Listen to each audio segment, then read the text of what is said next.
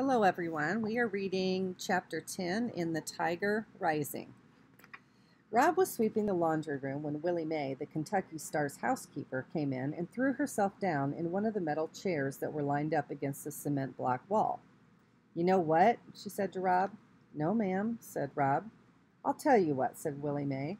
She reached up and adjusted the butterfly clip in her thick black hair. "I'd rather be sweeping up after some pigs in a barn than cleaning up after the people in this place. Pigs at least give you some respect." Rob leaned on the broom and stared at Willie Mae.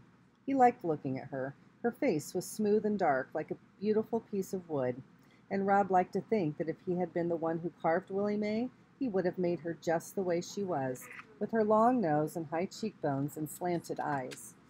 "What are you staring at?" Willie Mae asked. Her eyes narrowed. "What are you doing out of school?" Rob shrugged. "I don't know," he said.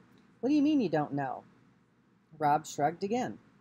"Don't be moving your shoulders up and down in front of me, acting like some skinny old bird trying to fly away. You want to end up cleaning motel rooms for a living?" Rob shook his head. "That's right. Ain't nobody wants this job. I'm the only fool Beauchamp can pay to do it. You gotta stay in school," she said, "else you'll end up like me."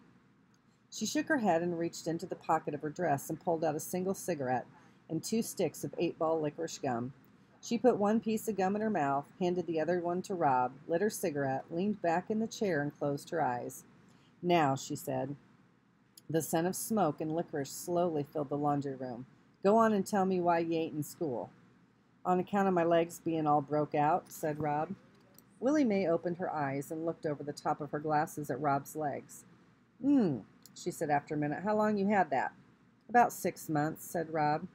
"I can tell you how to cure that," said Willie Mae, pointing with her cigarette at his legs. "I can tell you right now, don't need to go to no doctor." "Huh?" said Rob. He stopped chewing his gum and held his breath.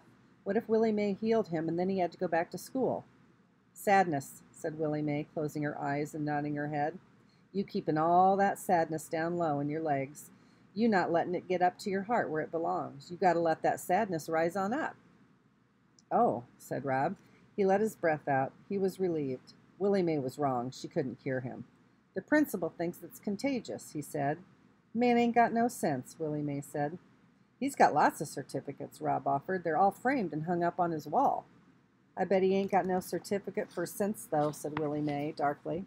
She rose up out of her chair and stretched. "I got to clean some rooms," she said. "You ain't going to forget what I told you about them legs, are you?" "No, ma'am," said Rob. "What did I tell you then?" she said, towering over him. Willie Mae was tall, the tallest person Rob had ever seen. "To let the sadness rise," Rob said. He repeated the words as if they were part of a poem. He gave them a certain rhythm, the same way Willie Mae had said when she said them. "That's right," said Willie Mae. "You got to let the sadness rise on up." And she left the room in a swirl of licorice and smoke. After she was gone, Rob wished that he had told her about the tiger. He felt a sudden desperate need to tell somebody who wouldn't doubt him, somebody who was capable of believing in tigers.